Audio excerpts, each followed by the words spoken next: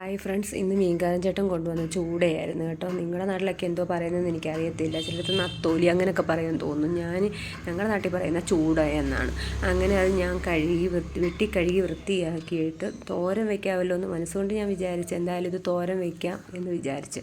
കാരണം എന്ന് വെച്ചാൽ റിച്ചുകുട്ടനെയൊക്കെ വറുത്തത് മതി. അതുകൊണ്ട് പിന്നെ കറി അങ്ങനെ പോകത്തില്ല. അതുകൊണ്ട് പിന്നെ ഞാൻ തോരൻ വെച്ചു. അതിനായിട്ട് ഞാൻ തേങ്ങ അരച്ചിട്ട് ചെറിയ രീതിയിൽ ഒന്ന് ചതച്ചെടുത്തതുള്ളൂ. പിന്നെ സവാളയും പച്ചമുളകും കറിവേപ്പിലയും കൂടെ ഈ അരച്ച് വെച്ചേക്കുന്ന അരപ്പിനകത്തോട്ടിട്ട് നല്ല രീതിയിൽ ഞെവിടി ഒരു ഇച്ചിരി പുളിവെള്ളവും കൂടെ ഒഴിച്ച് കേട്ടോ.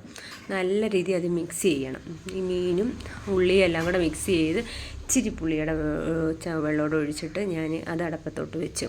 അങ്ങനെ എൻ്റെ ചൂടത്തോരൻ ഇവിടെ റെഡിയായി. പിന്നെ കുറച്ചധികം വറുക്കാനായിട്ട് വെച്ചായിരുന്നു. ചിലതിൻ്റെയൊക്കെ വാലൊക്കെ ഉണ്ട്. കാരണം വെച്ചാൽ വാലൊക്കെ ഇട്ട് വറുത്ത ഒരു ടേസ്റ്റ് ആണല്ലോ എന്ന് വിചാരിച്ചാണ് ഞാൻ ചിലതിൻ്റെയൊന്നും വാലൊന്നും വെട്ടിയിട്ടില്ലായിരുന്നു. അങ്ങനെ പിന്നെ അത് വറുക്കുകയും ചെയ്ത് അങ്ങനെ ഞാൻ വിചാരിച്ചു ഉച്ചയ്ക്ക് ചോറ് കഴിച്ചാൽ എന്താണെന്ന്. അങ്ങനെ പെട്ടെന്ന് തന്നെ ചോറൊക്കെ എടുത്ത് കഴിക്കാനായിട്ടിരിക്കുകയാണ് ഗൈസ്. ഇത്രയേ ഉള്ളൂ. Tata, okay, bye, see U.